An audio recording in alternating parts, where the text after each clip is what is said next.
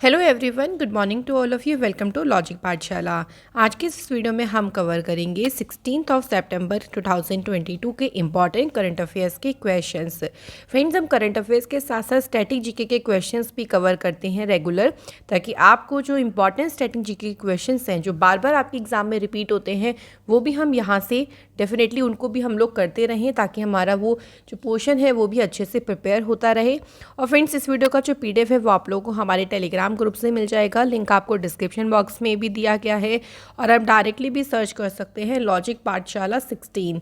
तो आप देख सकते हैं यहाँ पे आपको सभी PDFs प्रोवाइड की जाती हैं, साथ ही में आपको क्विज भी कराई जाती है, और डेली बेसिस पे जो इंपॉर्टेंट इन्फॉर्मेशन है, चाहे वो स्टैटिक जीके से रिलेटेड हो, करंट अफेयर्स से रिलेटेड हो, वो भी आपको शेयर की जाती है। तो ओवरऑल फ्रेंड्स, आपको काफ़ी सारी इन्फॉर्मेशन यहाँ दी जाती है, तो आप ग्रुप को ज़रूर ज्वाइन करें। तो चलिए फ्रेंड्स, अब शुरू करते हैं एक मोटिवेशन कोट से।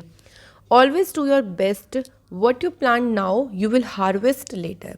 हमेशा कोशिश करें, बस आपको क्या करना है, अपना बेस्ट देना, आपको अपना 100% देना है, आपको मेहनत करनी है। जब आज आप प्लान करते हो, कहते हैं ना कि आज हमने एक पौधा प्लांट किया है, हमने एक छोटा सा पौधा लगाया, तो कल को वो पेड़ बनेगा, डेफिनेटली बनेगा। देखिए, ऐसे ही अगर आज आपने मेहनत करी है तो आपको फ्यूचर में उसका रिजल्ट ज़रूर मिलेगा।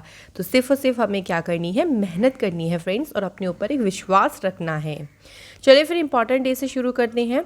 तो 15 सितंबर को एक इम्पॉर्टेंट डे आता है, इंटरनेशनल डे ऑफ डेमोक्रेसी। कब मनाया जाता है फ्रेंड्स ये? तो 15 सितंबर को मनाया जाता है। इस दिन देखिए, लोकतंत्र यानी जो डेमोक्रेसी है उसकी प्रॉपर फंक्शनिंग जो है, जितने भी मेंबर्स हो गए, हमारे समाज के सभी सदस्य हैं, उन सभी की जो पार्टिसिपेशन है और डेमोक्रेसी के बारे में अवेयरनेस यहाँ पे क्रिएट की जाती है। और इस दिन को स्टेबलाइज किया गया थ्रू अ रेजोल्यूशन, जो कि पास हुआ था, या उसको पास किया गया था यूनाइटेड नेशन जनरल असेंबली में 2007 में। और सबसे पहली बार जो दिन ऑब्जर्व हुआ था वो हुआ था 2008 में। तो ये दोनों डेट थोड़ा सा आप लोग ध्यान रखें। नेक्स्ट इंपॉर्टेंट डे 16 सितंबर। तो फ्रेंड्स, 16 सितंबर को कौन सा डे आता है? World ozone day. तो ध्यान रखेंगे फ्रेंड्स, 16 सितंबर को विश्व ओजोन दिवस मनाया जाता है। इस दिन को एक और दिन मतलब एक और नाम से जानते हैं, international day for the prevention of the ozone layer. तो इस नाम से भी आपसे एग्जाम में पूछा जा सकता है। तो ओजोन लेयर के बारे में, जो ओजोन लेयर का डिप्लीशन यानी जो ओजोन परत जो है हमारी, उसकी कमी, इसकी जो आवश्यकता है कि क्यों ये ज़रूरी है हमारे लिए, क्योंकि हमें प्रोटेक्ट करती है सन की जो UV रेज होती हैं, अल्ट्रा वायलेट रेज। तो इसी के बारे में जो है वो अवेयरनेस जो है इस दिन पैदा करने के उद्देश्य से दिन मनाया जाता है। और इसकी थीम रही है global cooperation protecting life on earth. तो थीम्स के ऊपर भी विशेष ध्यान रखें। ओजोन लेयर की बात करते हैं, एक क्वेश्चन बनता है एग्जाम में, तो जो हमारे एटमॉस्फेयर की लेयर्स हैं, कौन से लेयर में ओजोन परत स्थित है? तो आपका आंसर होगा स्ट्रेटोस्फेयर में, between the 15 kilometre and 30 kilometre above the earth surface. अच्छा, ओजोन लेयर के लिए एक प्रोटोकॉल भी हुआ था। तो ओजोन लेयर का प्रोटोकॉल हुआ था, तो कौन सा उससे रिलेटेड? Montreal protocol. तो ये पूछा जाता है कि जो मॉनिट्रियल प्रोटोकॉल है किससे रिलेटेड है? ओजोन डेप्लीटिंग सब्सटेंसेस, जो ओजोन परत की क्षति है उससे रिलेटेड है मॉनिट्रियल प्रोटोकॉल। 1987 में साइन हुआ था, और 1989 में से ये लागू होना शुरू हो गया था। तो मेन इंपॉर्टेंट पॉइंट्स के बारे में फ्रेंड्स हमें ध्यान रखना है। अब शुरू करते हैं क्वेश्चन नंबर 1। क्वेश्चन है हमारा, India and dash have sign an MOU to train diplomats. तो राष्ट्रनायकों को प्रशिक्षित करने के लिए अब ये भारत और किस देश के बीच में एक MOU साइन हुआ है? तो ये हुआ है इंडिया और मेडागास्कर के बीच में। अच्छा, अगर हम बात करें फ्रेंड्स अदर ऑप्शंस की, तो देखिए UAE से अभी आपको याद होगा कि कुछ टाइम पहले ही जो हमारी यूनियन कैबिनेट है उसने एक MOU साइन किया था। तो इंडिया UAE के बीच में MOU साइन हुआ था, कौन से फील्ड को लेके? एजुकेशन फील्ड में सहयोग को लेके। ये आपको ध्यान रखना है कि किस फील्ड को लेके MOU साइन हुआ है। बात अगर हम करें सेनेगल की, तो सेनेगल के साथ में जो MOU साइन हुआ था वो था कि जो यूथ मैटर्स हैं, यूथ मैटर्स में हाँ, जो द्विपक्षीय सहयोग है, जो बायलैटरल कोऑपरेशन है, उसको और भी अधिक मजबूत करना। इंडिया और USA ने एक इन्वेस्टमेंट इंसेंटिव एग्रीमेंट साइन किया था, जो कि कहाँ पे साइन हुआ था? टोक्यो जापान में जो है इसे साइन किया गया था। तो याद रखेंगे फ्रेंड्स। अब हमारा क्वेश्चन से रिलेटेड बात करें, तो ध्यान रखेंगे इंडिया और मेडागास्कर के बीच में जो है वो MOU साइन हुआ है, ताकि जो डिप्लोमेट्स हैं उनको क्या किया जा सके, प्रशिक्षित किया जा सके।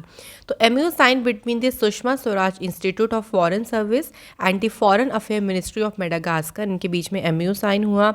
दोनों देशों के बीच में डिप्लोमेट्स के जो ट्रेनिंग प्रोग्राम है उनसे संबंधित जो भी कंटेंट है, जो भी इंफॉर्मेशन है, वो यहाँ पे एक्सचेंज जो है वो की गई है।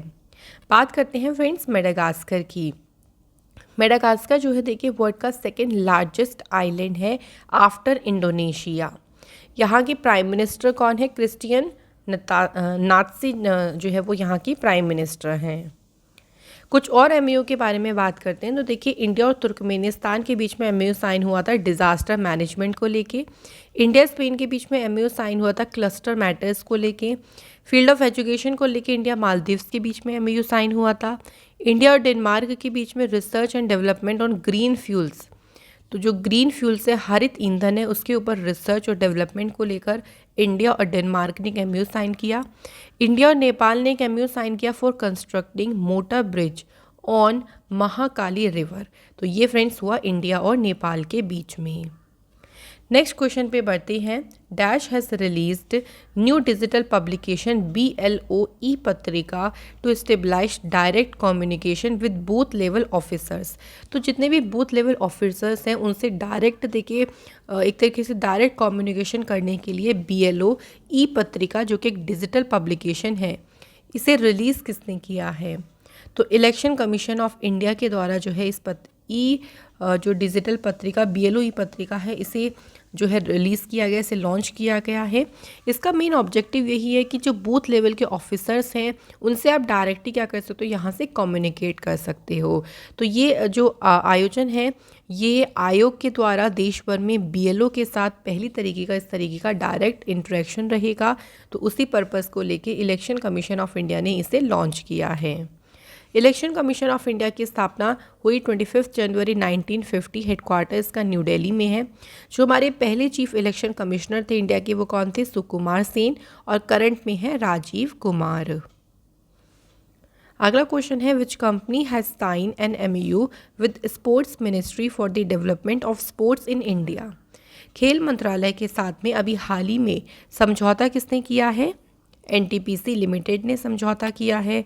इस MOU के तहत देखिए दोनों जो यहाँ पे हमारे उपक्रम हैं, यानी दोनों कौन कौन से, स्पोर्ट मिनिस्ट्री हो गई और NTPC हो गया, आपस में देखिए इन्होंने इस तरीके से MOU साइन किया है कि जो हमारा स्पोर्ट्स है, खेल है, उसको ज़्यादा से ज़्यादा क्या किया जा सके, बढ़ावा दिया जा सके। NTPC लिमिटेड की स्थापना हुई 7 नवंबर 1975। हेडक्वार्टर जो है वो इसका न्यू दिल्ली में है। गुरदीप सिंह इसके मैनेजिंग डायरेक्टर हैं। और जो NTPC लिमिटेड है ना, ये एंगेज्ड है in the generation of electricity and eel activities. Next question है former Indian tennis player and Davis Cup captain, इनका भी हाल ही में निधन हुआ है, इनका नाम हमें बताना है। सही आंसर है देखिए फ्रेंड्स नरेश कुमार।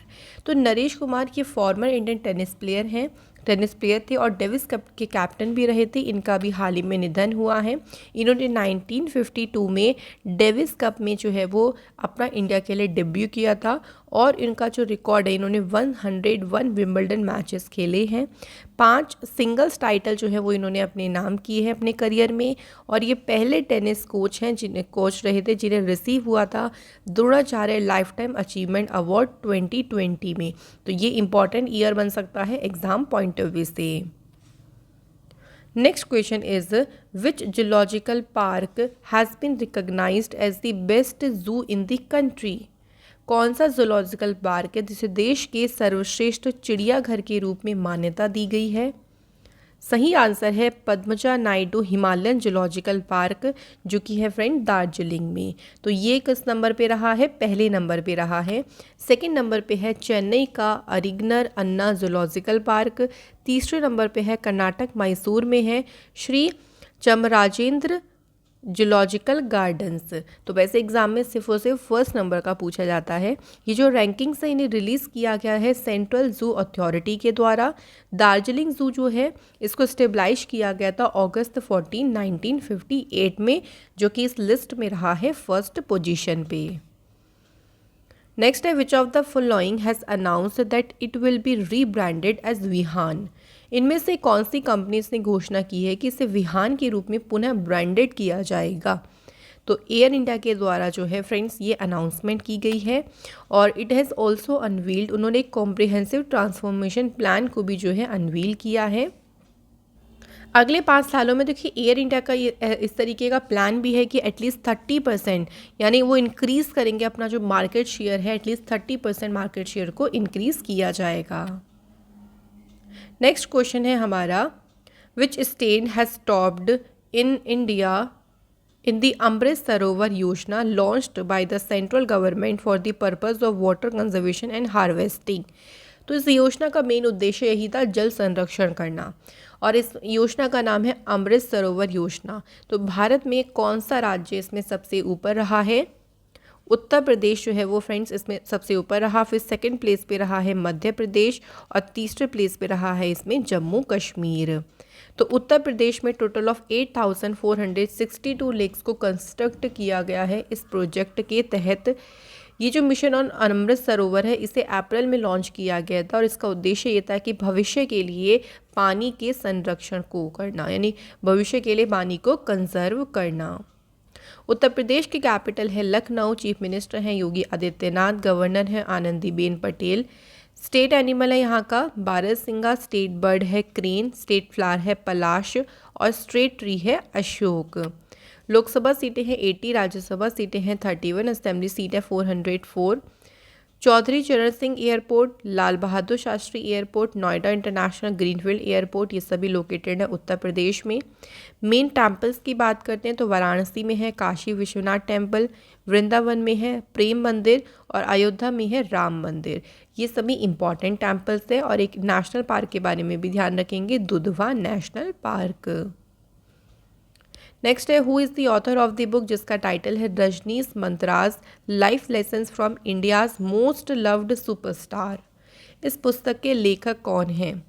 ये बुक लिखी है फ्रेंड्स PC बालासुब्रमण्यम के द्वारा जो है ये पुस्तक लिखी है। टाइटल ध्यान रखेंगे, रजनीश मंत्रास जो है इस बुक का टाइटल है।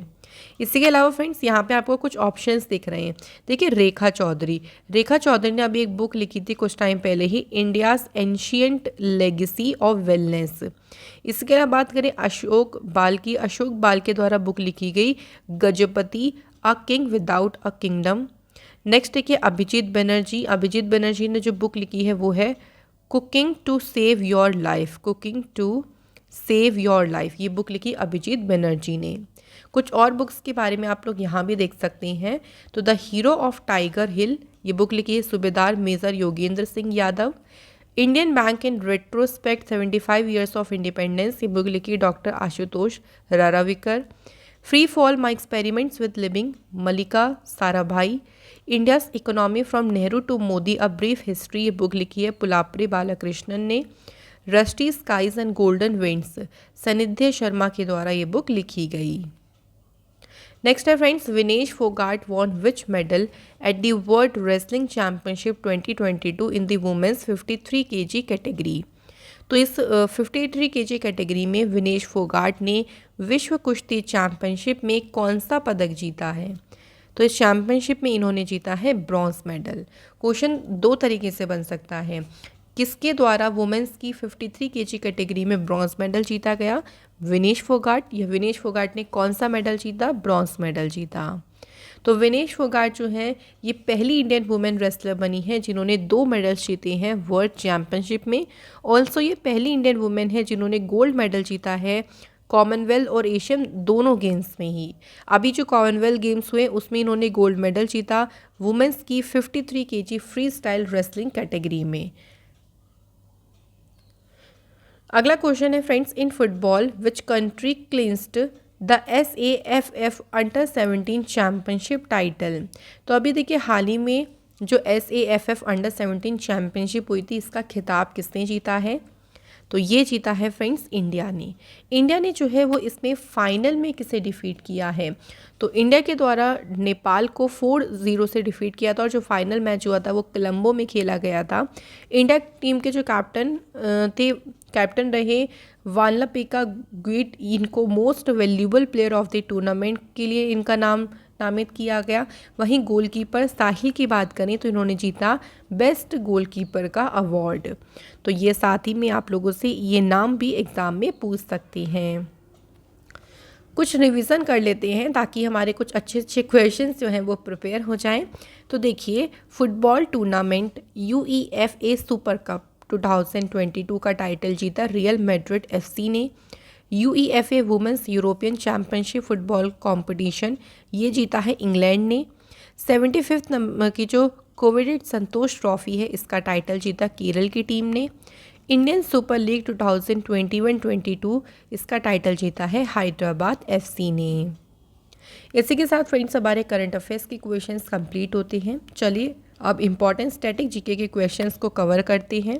पहला question, troposphere and thermosphere belongs to, यानी जो क्षोभ मंडल और थर्मोस्फेयर है ये किससे संबंधित है? तो आपको ध्यान होगा जो ट्रोपोस्फेयर है और थर्मोस्फेयर है ये एटमॉस्फेयर की ही लेयर्स हैं। एटमॉस्फेयर की जो लेयर्स हैं उनको 5 में डिवाइड किया गया। सबसे नीचे की जो लेयर उसे कहते हैं ट्रोपोस्फेयर, उसके बाद आपका आता है स्ट्रेटोस्फेयर, देन मीजोस्फेयर, देन आपका आ गया थर्मोस्फेयर और एक्सोस्फेयर। ठीक है फ्रेंड्स, तो इस तरीके से ये जो एटमॉस्फेयर है उसको 5 लेयर्स में डिवाइड किया गया है। नेक्स्ट है, which of the following is the largest ecosystem in the world? इनमें से कौन सा इकोसिस्टम है जो कि विश्व का सबसे बड़ा पारिस्थितिकी तंत्र है? तो करेक्ट आंसर हमारा देखिए हो जाएगा ओशियन इकोसिस्टम। वर्ल्ड ओशियन, अगर हम ओशियन इकोसिस्टम की बात करें सबसे बड़ा है। तो ये अर्थ का 71% जो सरफेस है वो घेरे हुए है। तो ये थोड़ा सा हमें याद रखना है। अगला क्वेश्चन है, noise pollution is created if sound is in excess to. Noise pollution कब होगा? जब हमारी जो साउंड है वो किससे अधिक हो जाए। तो जब 80 to 99 डेसिबल, देखिए डेसिबल में जो है वो साउंड को हम मीज़र करते हैं, तो जब 80 to 99 डेसिबल होता है तब कहा जाता है कि क्या हो गया है, नॉइस पोल्यूशन हो गया है। अगला क्वेश्चन है, इनमें से कौन सी ग्रीन हाउस गैस नहीं? अच्छे से जो नोट होता है ना उसको फ्रेंड्स अच्छे से पढ़ा करें। तो ग्रीन हाउस गैस इसमें से कौन सी नहीं है? तो वो है फ्रेंड्स ऑक्सीजन, यानी कार्बन डाइऑक्साइड, वाटर वेपर और मीथेन, ये है ग्रीन हाउस गैसेज। अच्छा, CO2 से रिलेटेड एक चीज़ ध्यान रखेंगे, एक प्रोटोकॉल हुआ था क्योटो प्रोटोकॉल। जो क्योटो प्रोटोकॉल होता है इंटरनेशनल एग्रीमेंट था जिसका मेन उद्देश्य यही था कि जो CO2 एमिशन होता है, कार्बन डाइऑक्साइड का एमिशन होता है, उसको कम करना, और जो ग्रीन हाउसेस गैस की प्रेजेंस है हमारे एटमॉस्फेयर में उसे कम करना। तो एक जगह है जापान में क्योटो, वहाँ पे 11 दिसंबर 1997 में जो है ये अडॉप्ट किया गया था। तो क्योटो प्रोटोकॉल के बारे में ध्यान रखिएगा फ्रेंड्स, इसका संबंध भी इसी से ही है। नेक्स्ट हमारा the process of converting wet waste to manure is called. जो गीला कचरा होता है जिससे हम खाद बनाते हैं, तो उसको कन्वर्ट करने की जो प्रक्रिया है उसे क्या बोलते हैं? वेरी इंपॉर्टेंट, उसे कहा जाता है कंपोस्टिंग। ठीक है फ्रेंड्स, तो जैसे हमारा वेट वेस्ट में हमारा जैसे वेजिटेबल्स हो गया, फ्रूट्स के जो हमारे छिलके होते हैं, ये जो ऑर्गेनिक वेस्ट होगा हमारा, उससे हम क्या करते हैं, मेन्योर यानी उससे हम खाद बनाते हैं, उसे ही कहा जाता है कंपोस्टिंग। फ्रेंड्स, क्वेश्चन इसी के साथ हमारे कंप्लीट होते हैं। टाइम आता है रिवीजन करने का, तो आपको भी अपने आंसर्स को साथ ही साथ में मार्क ज़रूर करते रहना है। पहला क्वेश्चन है, कौन से स्टेट ने टॉप किया है in attracting industrial investment in the first 7 months of 2022? तो इसमें पहले स्थान पे जो रहा है आंध्र प्रदेश रहा है। एक बुक का टाइटल है विल पावर, इस बुक को किसने लिखा है? तो फ्रेंड्स, ये बुक लिखी है सिजोट मैगजीन के द्वारा। Which year has been announced as the international year of millets by the UNGA? तो यूनाइटेड नेशन जनरल असेंबली के द्वारा अंतर्राष्ट्रीय बाजरा वर्ष ये 2023 को घोषित किया है। Who has been appointed the next ambassador of India to Eritrea? Eritrea में भारत के जो अगले राजदूत बने हैं उनका नाम है Prakash Chand. Who among the following is said to become Attorney General of India for the second time? दूसरी बार भारत के जो महान्यायवादी बनने के लिए तैयार हैं उनका नाम है मुकुल रोहतागी। इससे पहले 2014 से लेकर 2017 तक ये अटॉर्नी जनरल पद पे रहे थे। और अभी प्रेजेंट में कौन है? के वेणुगोपाल।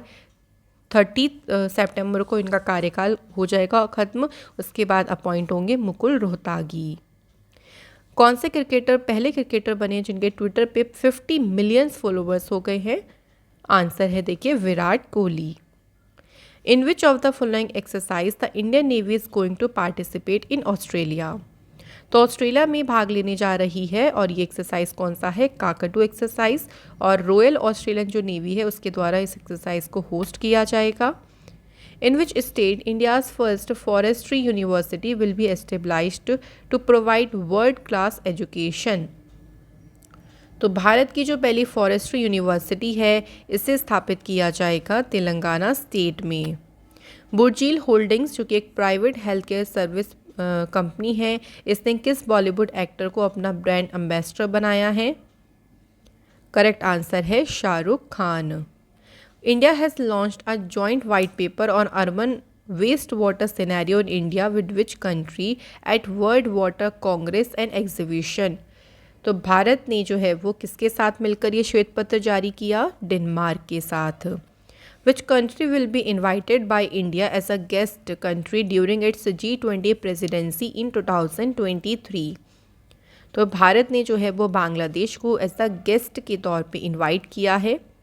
कल मैंने आप लोगों से क्वेश्चन पूछा था वर्ल्ड यूथ स्किल्स डे, ये मनाया जाता है फ्रेंड्स 15 जुलाई को और इसकी थीम रही transforming youth skills for the future.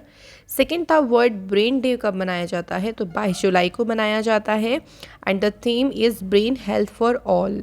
तो thank you so much guys, आप सभी ने जितने भी कॉमेंट किए सभी ने बिल्कुल करेक्ट आंसर दिए हैं। तो आज के हमारे कॉमेंट हैं सिया एंड पल्लवी कुमारी। तो thank you so much guys. तो चलिए अब आपका टर्न आता है क्वेश्चन सॉल्व करने का। पहला क्वेश्चन है कौन सी टीम ने मेंस हॉकी एशिया कप 2022 जीता है? सेकेंड क्वेश्चन है who has launched a nationwide fit India freedom rider cycle rally on world bicycle day? तो ये जो साइकिल रैली है इसको शुरू किसने किया है? तो फ्रेंड्स आपके पास ऑप्शंस भी हैं, आप अपने आंसर जो है वो फटाफट से कमेंट सेक्शन में लिख दीजिए। इसी के साथ फ्रेंड्स हमारी वीडियो कंप्लीट होती है। Thank you so much for watching this video.